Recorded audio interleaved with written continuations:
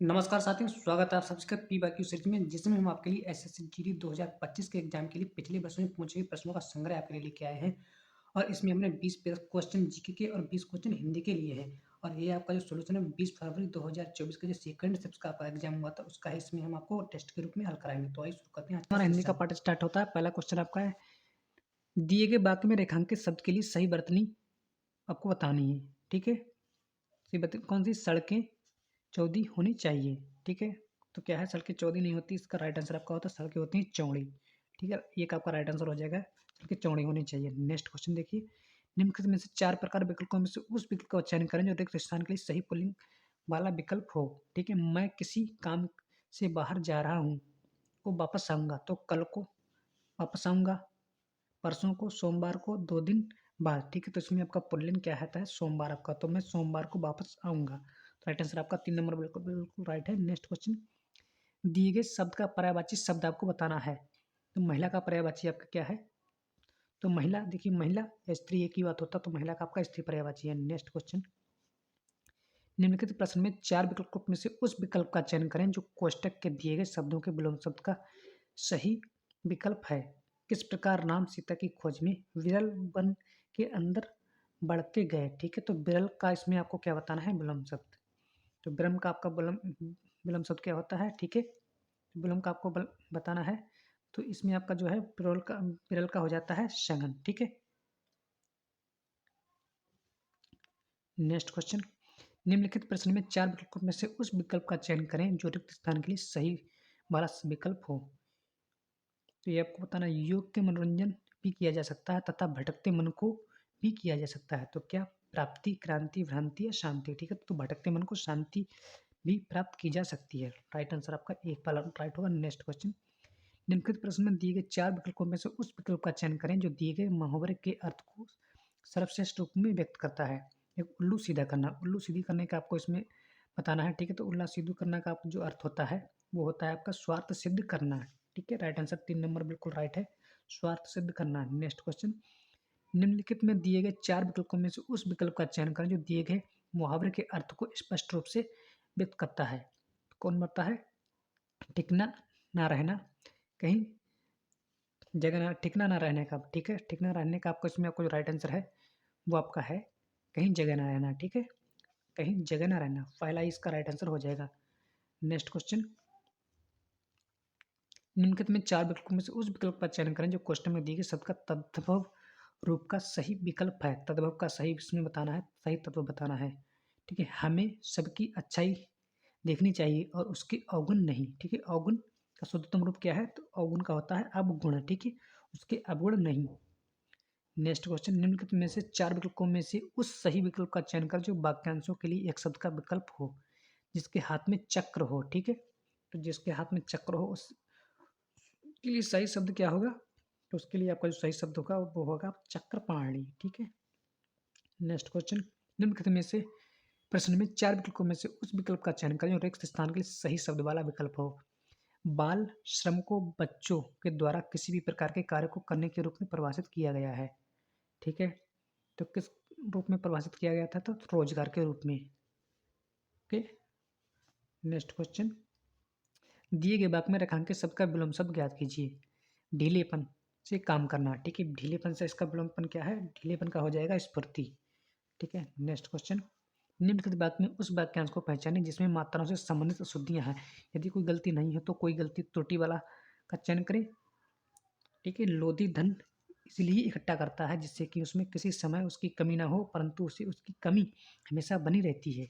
ठीक है, तो इसमें आपको देखिए, इसलिए इसको गलत लिख, इसलिए इस तरह से नहीं लिखते हैं। ठीक है, इसलिए लिखते हैं इसलिए। ठीक है, इधर से पाई लगती है लिए में। ओके, ये वाला राइट होता है, इसलिए आपका इसलिए वाला ही गलत है, लोध इसलिए। राइट आंसर ऑप्शन ए वाला को लगाना था। ठीक है, नेक्स्ट क्वेश्चन, अगला क्वेश्चन देखिए, दिए गए वाक्य में भय वाक्य ज्ञात कीजिए इसमें कोई त्रुटि है। ठीक है, पुलिस ने चोरी के भ्रम में आशीष को पकड़ लिया। ठीक है, तो इसमें आपको बताना है गलत क्या है। ठीक है, इसमें आपको जो गलत है तो भ्रम शब्द का यहाँ पे गलत यूज हुआ है। नेक्स्ट क्वेश्चन, दिए गए यानी कि चोरी का आरोप होता, भ्रम नहीं होता, आरोप होता है। दिए गए वाक्य में निरर्थक शब्द ज्ञात कीजिए। देखिए, निरर्थक शब्द क्या होते हैं, निरर्थक शब्द वो होते हैं जिनका कोई भी अर्थ नहीं होता। ठीक है, जैसे कि तुम्हें, तुम दोनों कब से खटर-पटर कर रहे हो, तो खटर-पटर का यहाँ पे कोई अर्थ नहीं होता है, ठीक है? तो खटर-पटर आपके क्या निरर्थक शब्द है ये। नेक्स्ट क्वेश्चन, दिए गए शब्दों का पर्यायवाची शब्द ज्ञात करना है। उल्लास, उल्लास का आपको पर्यायवाची बताना है, क्या है भाई? उल्लास का होता है आनंद, ठीक है? 2 नंबर बिल्कुल इसमें आपका राइट हो जाएगा। कहाँ है? ये वाला राइट आंसर। नेक्स्ट क्वेश्चन, दिए गए वाक्यांश में कुछ शब्द जोड़े गए हैं। प्रत्येक अनुच्छेद में 4 विकल्प दिए गए हैं। उस गद्यांश को ध्यानपूर्वक पढ़ें और 4 विकल्प में सर्वोत्तम वाला विकल्प चुनें, ठीक है? ये आपको गद्यांश दिए हैं, देखिए इसमें गद्यांश को पढ़ने की जरूरत नहीं, ठीक? रिक्त स्थान को इस तरह से भर सकते हैं आराम से।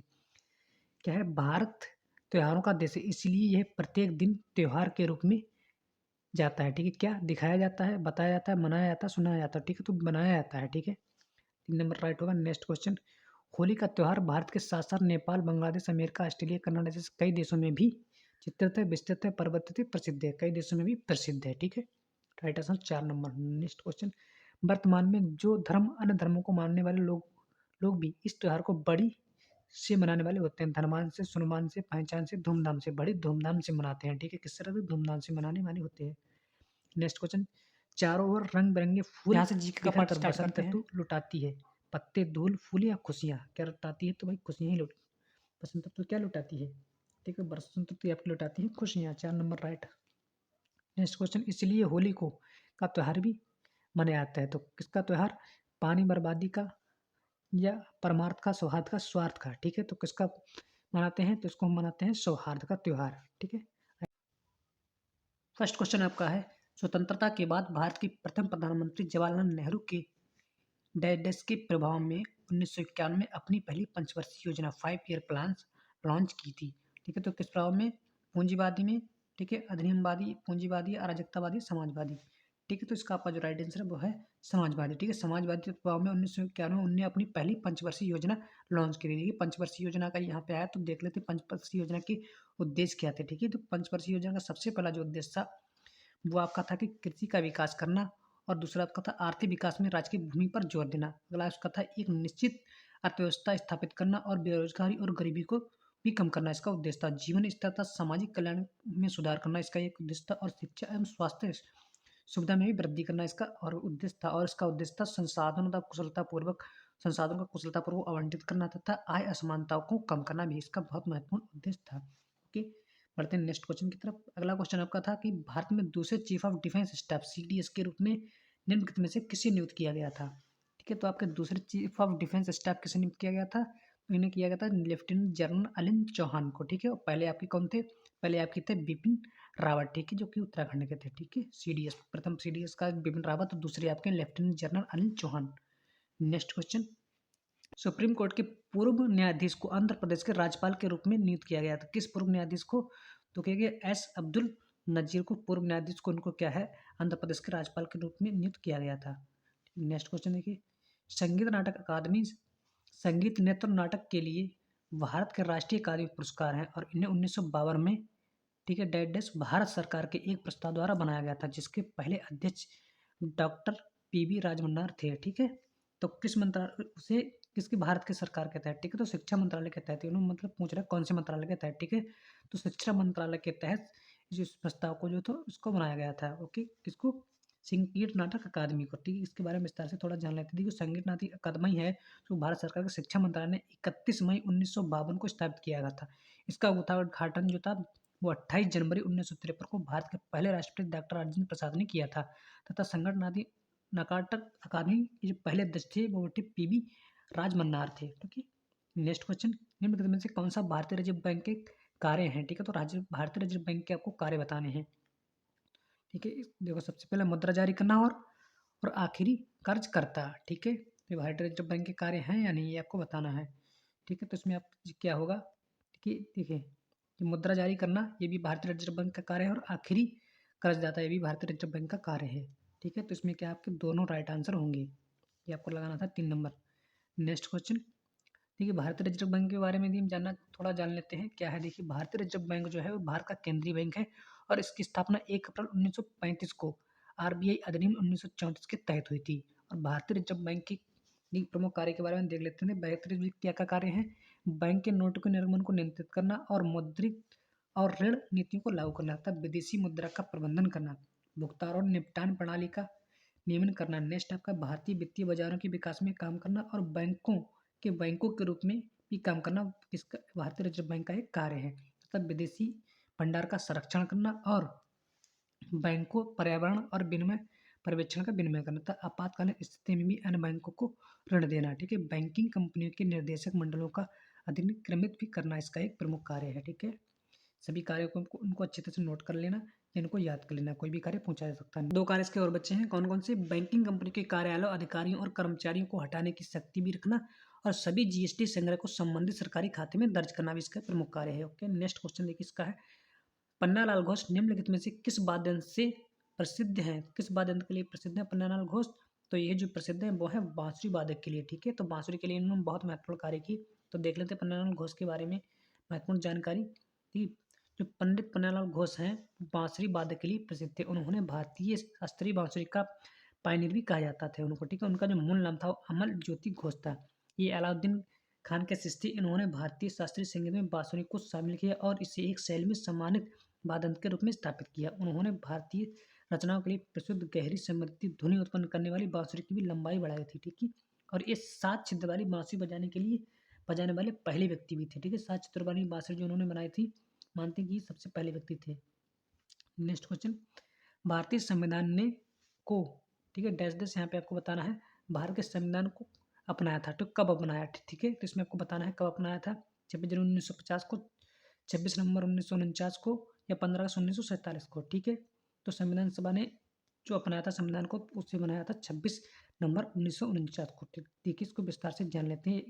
ये जितने पॉइंट है आपको सभी पॉइंट आपको याद होने चाहिए। ठीक है, भारतीय संविधान सभा ने 26 नवंबर 1949 को संविधान सभा को अपनाया था और यह संविधान संविधान जो था 26 जनवरी 1950 को लागू हुआ था। 26 नवंबर को भारत के संविधान दिवस के रूप में भी मनाया था। 26 नवंबर को। ओके, संविधान दिवस के रूप में कब मनाते हैं? 26 नवंबर को। ठीक है, 26 जनवरी को नहीं मनाते हैं, संविधान दिवस मनाते हैं 26 नवंबर को। ठीक है, और संविधान सभा का जो गठन इसलिए जरूरी था क्योंकि भारत को एक ऐसी निकाय की जरूरत थी जो कानून बना सके और उसे लागू कर सके। ठीक है, ये भी क्वेश्चन पूछा जा सकता है, मोस्ट इंपॉर्टेंट है, अच्छी तरह से नोट डाउन कर लेना क्यों जरूरी था। तो भारतीय संविधान की जो पहली बैठक थी वो आपकी 9 दिसंबर 1946 को नई दिल्ली की कॉन्स्टिट्यूशनल हॉल में हुई और संविधान सभा में समाज के सभी वर्गों के भी सदस्य शामिल हुए थे। संविधान सभा ने संविधान का मसौदा तैयार करने के लिए लगभग 3 वर्ष का समय लगा था। ठीक है, 3 वर्ष का नहीं, 2 वर्ष 11 माह 18 दिन का कंप्लीट समय लगा था। ठीक है, और संविधान सभा की मसौदा समिति की अध्यक्षता जो की थी वो डॉक्टर भीमराव अम्बेडकर जी ने की थी। नेक्स्ट क्वेश्चन आपका है, the loudness of sound is measurement in which unit. ठीक है, क्योंकि साउंडनेस की जो आवाज़ है तीव्रता वो किससे हम मापते हैं? ठीक है, तो किससे मापते हैं? इसको डेसिबल से मापते हैं। 4 नंबर का राइट आंसर होगा डेसिबल से, डीबी से। नेक्स्ट क्वेश्चन, प्रसिद्ध पुस्तक अर्थशास्त्र में हमें यह बताती है कि मौर्य काल के दौरान उत्तर पश्चिम कबीलों, ठीक है, और डैडिस अपने सोने और कीमती पत्थरों के लिए बहुत प्रसिद्ध था। तो कौन प्रसिद्ध था भाई? तो ये प्रसिद्ध था आपका दक्षिण भारत। ठीक है, जो दक्षिण भारत आपका था वो मौर्य काल की पुरानी पुस्तक आपकी अर्थशास्त्र के अनुसार यह हमें बताती है कि उत्तर पश्चिम कबीले दक्षिण भारत जहाँ सोने तथा कीमती पत्थरों के लिए बहुत महत्वपूर्ण था। चलिए इसके बारे में थोड़ा सा जान लेते हैं।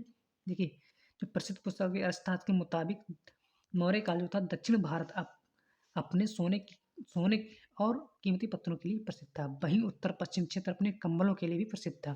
ठीक है, मौर्य काल में शिक्षा का सबसे प्रसिद्ध केंद्र तक्षशिला था और यह वर्तमान इस्लामाबाद से कुछ दूरी यानी कि पाकिस्तान की कुछ दूरी के पश्चिम में स्थित है। मौर्य काल में राज्य की आय का प्रमुख स्रोत भूमि का था। तो मौर्य काल के बारे में महत्वपूर्ण स्रोत आपके अशोक के शिलालेख में है। इन शिलालेखों से राजा की सोच और उनके विचारों के बारे में भी पता चलता है। नेक्स्ट क्वेश्चन, भारत के निम्नलिखित में से किस राज्य में बोनालू पर्व मनाया जाता है? तो किस राज्य में बोनालू पर्व मनाते हैं? ठीक है, असम में, तेलंगाना में, पश्चिम बंगाल में, तमिलनाडु में। ठीक है, तो जो आपका जो बोनालू पर्व है वो आपके तेलंगाना राज्य में मनाया जाता है। ठीक है, क्यों मनाया जाता है बोनालू, इसके बारे में देख लेते हैं। देखिए, साल 2014 में भारत के गठन के बाद, ठीक है, राज्य के गठन के बाद चंद्रशेखर राव के नेतृत्व वाली सरकार ने बोनालू को राज्य का राज्य महोत्सव घोषित किया। तो इस त्योहार के दौरान महिलाएं नए पीतल मिट्टी के बर्तन में दूध और गुड़ के साथ चावल बनाती हैं। तथा इस बर्तन को नीम के पत्तों, हल्दी, सिंदूर से सजाया जाता है और इसके बाद इस बर्तन को ढोल की थाप नृत्य के साथ जुलूस के रूप में मंदिर में ले जाया जाता है। ओके, बोनालू के त्योहार के बारे में। नेक्स्ट क्वेश्चन आपका था जनगणना से 2011 के अनुसार निम्नलिखित में से किस राज्य की महिला साक्षरता दर सबसे अधिक है? ठीक है, तो केरल की है। ठीक है, सभी लोग जानते हैं केरल की होगी। इसके बारे में देखते हैं कितनी कितनी साक्षरता दर है केरल में। ठीक है, ठीक है, महिला की साक्षरता दर आपकी है वो 92.07% है, और केरल की जो कुल साक्षरता है 94% है, और केरल में पुरुषों की यदि साक्षरता देखें तो वो आपकी आती है 96.11%। ठीक है, उसके बाद में औसत साक्षरता दर भारत की, संपूर्ण भारत की आपकी 70.2.98 आपकी जो है संपूर्ण भारत की साक्षरता औसत दर है। नेक्स्ट क्वेश्चन, और केरल की महिलाएं की जो साक्षरता दर है उनकी ज़्यादा होने की वजह क्या-क्या है? ठीक है, उसकी जो वजह है, सबसे पहली वजह है शिक्षा और सामाजिक सुधारों में विशेष रूप से जोर दिया गया, और राज्य की मजबूत सार्वजनिक सुरक्षा प्रणाली पर भी उन्होंने जोर दिया। नेक्स्ट क्वेश्चन, प्रगतिशील नीतियाँ बनाना और महिला शिक्षा तथा सशक्तिकरण पर भी उन्होंने ध्यान केंद्रित किया तथा शिक्षा में लैंगिक समानता को कम करने के लिए लगातार प्रयास किए गए। ठीक है, इसलिए वहाँ की महिलाओं की साक्षरता दर सर्वाधिक बढ़ती गई। नेक्स्ट क्वेश्चन, अमृतसर की संधि पर किस वर्ष हस्ताक्षर किए गए थे? ठीक है, तो अमृतसर की जो संधि हुई थी उसमें किस वर्ष हस्ताक्षर किए थे? तो आपको राइट बताना है। ठीक है, 1808 में, 1809 में, 8 में, 11 में या 10 में। ठीक है, तो उसका जो आपको राइट आंसर है वो आपका है 1809 ईस्वी में। ठीक है, 1809 में जो क्या था, अमृतसर की संधि पर हस्ताक्षर किए गए थे। उसके बाद में जान लेते हैं कि अमृतसर की जो संधि थी वो 25 अप्रैल 1809 को हस्ताक्षर हुए थे, और यह संधि ब्रिटिश ईस्ट इंडिया कंपनी के प्रतिनिधित्व चार्ल्स टी मेटकाफ और पंजाब के सिख राजा महाराजा रणजीत सिंह के बीच हुई थी। ठीक है, और इस संधि में भारत सिख संबंधों की एक पीढ़ी के लिए सुलझा दिया था, एक पीढ़ी के लिए इस संबंध ने सुलझा दिया था। इस संधि के जरिए ब्रिटिश क्षेत्रों और सिख साम्राज्य के बीच सीमा तय होती, तथा इस संधि के मुताबिक जो महाराणा रणजीत सिंह थे उनको साम्राज्य की जो सीमा थी वो सतलुज नदी तक थी, और अंग्रेजों को लुधियाना, फिरोजपुर, फिल्लौर में अन्य सैनिक स्टेशन बनाए रखने की भी अनुमति मिली थी। ओके, नेक्स्ट क्वेश्चन, हर वर्ष अगस्त के दूसरे शनिवार को अल्लाह पूजा के आसपास आयोजित की जाने वाली नेहरू ट्रॉफी प्रतियोगिता श्रेणी में सबसे अधिक प्रतिस्पर्धा लोकप्रिय है किस प्रतिस्पर्धा में? ठीक है, किस श्रेणी में उन्होंने पूछा है, किस श्रेणी में? ठीक है, ये आपको बताना है। ऑप्शन देखते हैं, देखिए, घुड़दौड़ में, नौका दौड़ में, बास्केटबॉल में या बैडमिंटन में। ठीक है, तो इसमें आपका जो राइट आंसर है वो आपका है नौका दौड़ में। ठीक है, देखिए जान लेते हैं इसके बारे में। क्या होता है कि हर साल अगस्त के दूसरे शनिवार को अल्लाह पूजा के पास पुन्नमदा झील में आयोजित होने वाली नेहरू ट्रॉफी बोस रेस नौका दौड़ की श्रेणी में सबसे लोकप्रिय प्रतिस्पर्धा होती है, और यह केरल की प्रमुख स्नेक बोट रेस में से एक है। इस रेस में करीब 100 फीट लंबी नावें पुराने गीतों के साथ एक दूसरे के साथ प्रतिस्पर्धा करती हैं। ठीक है, प्रतिस्पर्धा करती हैं। नेक्स्ट क्वेश्चन, क्वेश्चन देखते हैं। निम्नलिखित में से किस शब्द का संबंध क्रिकेट से नहीं है? तो ईगल का या बास्केट का? ठीक है, तो ना ईगल का है ना बास्केट है, दोनों भी शब्दों का क्रिकेट से नहीं है। तो राइट आंसर आपका कौन सा है? 3 नंबर, ना 1 और ना 2। नेक्स्ट क्वेश्चन, अब देखिए क्रिकेट से जुड़े कुछ शब्दों को देख लेते हैं। देखिए आपका कौन सा विकेट हो गया, पारी हो गया, ओवर हो गया, बाउंड्री हो गया। ठीक है, बेल्स हैं, पेविलियन है, वाइड बॉल है, या सीमर है, स्क्वायर लेग है, या नॉट आउट। ठीक है, ये क्या है? क्रिकेट की शब्दावलियां हैं। नेक्स्ट क्वेश्चन, जून 2023 में महिला ने उद्यमियों को सशक्त बनाने के लिए एक दिशा में DNULM के साथ साझेदारी की थी। तो किसने की? तो यह जो आपकी साझेदारी UNDP ने की। ठीक है, नेक्स्ट क्वेश्चन, भारत भारत के अनुच्छेद 333 में उपबंधों में अधीन रहते हुए प्रत्येक राज्य की विधानसभा, ठीक है, से अधिक सदस्यों से मिलकर बनेगी, अनधिकृत सदस्यों से मिलकर बनेगी। ओके, तो इसका आपका जो राइट आंसर उसमें दिखाया था तो 500 था। ठीक है, 500 से अधिक सदस्य नहीं हो सकते। ठीक है, उसमें आपको राइट आंसर उन्होंने 500 दिया था, यानी कि 500 से अधिक जो बात 333 के विधानसभा में सदस्य नहीं होते, 500 से अधिक नहीं हो सकते, और कम से कम आपके 60 तो होने ही चाहिए। ठीक है, नेक्स्ट क्वेश्चन, भारतीय खिलाड़ी लिएंडर पेस कौन सा खेल खेलते हैं? ठीक है, तो भारतीय खिलाड़ी आपके जो लिएंडर पेस है वो कौन सा खेल खेलते हैं? वो आप कहते हैं लॉन टेनिस। ठीक है, तो लॉन लिएंडर पेस के बारे में जान लेते हैं। कौन है? भारतीय खिलाड़ी हैं लिएंडर पेस, और लॉन टेनिस खेलते हैं। ठीक है, लॉन लिएंडर पेस के बारे में जान लेते हैं। ठीक है, लिएंडर पेस जो है एक पूर्व पेशेवर टेनिस खिलाड़ी हैं। उन्होंने पुरुष मिश्रित युगल दोनों श्रेणी में कई ग्रैंड स्लैम के अपने खिताब जीते हैं, और उन्होंने टेनिस के इतिहास में सबसे पुराने युगल खिलाड़ियों में से एक माना जाता है। उन्होंने डेविस कप में सबसे ज़्यादा युगल जीत का रिकॉर्ड बनाया था। उन्होंने 1996 के अटलांटा ओलंपिक में पुरुष एकल में कांस्य पदक जीता, और उन्हें राजीव गांधी खेल रत्न तथा पद्म भूषण सहित कई पुरस्कार से भी सम्मानित किया जा सकता है। इसीलिए लिएंडर पेस का नाम मोस्ट इंपॉर्टेंट है। ठीक है, कोई भी क्वेश्चन इससे बन सकता है आगे भी। नेक्स्ट क्वेश्चन देखिए, भारत सरकार द्वारा आयोजित सामाजिक, आर्थिक एवं जातीय जनगणना में अभावों को मापने के लिए निम्नलिखित में से कौन सा एक मापदंड नहीं है? ठीक है, कौन सा मापदंड नहीं है देखना है आपको। देखिए, ऐसे घर जिनमें केवल एक कमरा एक ठोस दीवार, एक छत नहीं है। दिव्यांग सदस्यों वाले परिवार, ऐसे परिवार जिनमें कोई सदस्य नहीं है। ऐसे परिवार जिनमें 15 से 59 आयु वर्ग वाले कोई से बच्चे महिलाएँ नहीं है, ठीक है? तो चौथा वाला बिल्कुल आपका गलत हो जाएगा, ठीक है? उसमें गलत ही पूछा उसने, मापदंड वाला नहीं है। नेक्स्ट क्वेश्चन, भारत सरकार को सलाह देने के लिए नीति आयोग नामक एक की स्थापना की गई, तो किसकी स्थापना की गई, ठीक है? तो इसमें आपको जो स्थापना की वो नीति विचारक समूह की स्थापना की थी उन्होंने, ठीक है? नीति विचारक समूह ने स्थापना की थी। नेक्स्ट क्वेश्चन, निम्नलिखित में से उत्तर प्रदेश के इंडो फारसी नृत्य शैली का नाम क्या है, ठीक है? तो इंडो फारसी नृत्य शैली है, उसका नाम क्या है? उसका नाम आपका है वो कथक है, ठीक है? कथक। तो कथक का अर्थ क्या होता है? कलाकार। इसके बारे में देख लेते हैं कथक के बारे में। ये उत्तर प्रदेश की इंडो फारसी नृत्य शैली का नाम कथक है और यह भारत के मान्यता प्राप्त 8 प्रमुख नृत्यों में से एक है। कथक से की जड़ें हिंदू मुस्लिम दोनों संस्कृतियों में से हैं और इनमें भारतीय फारसी परंपराओं का मिश्रण देखने को मिलता है। तो कथक का अर्थ होता है कथाकार, ठीक है? यहीं तक आपके सारे क्वेश्चन समाप्त होते हैं। यदि आपको क्लास अच्छी लगी है तो वीडियो को लाइक करें, चैनल को सब्सक्राइब कर लें। धन्यवाद। जय हिंद, जय भारत।